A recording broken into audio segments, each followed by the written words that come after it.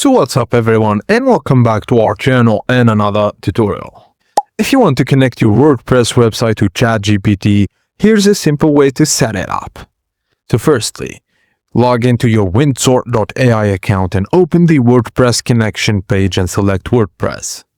Enter your website domain and WordPress username. For better security, create a dedicated application password in WordPress under Users, Profile, then Application Passwords instead of using your main password.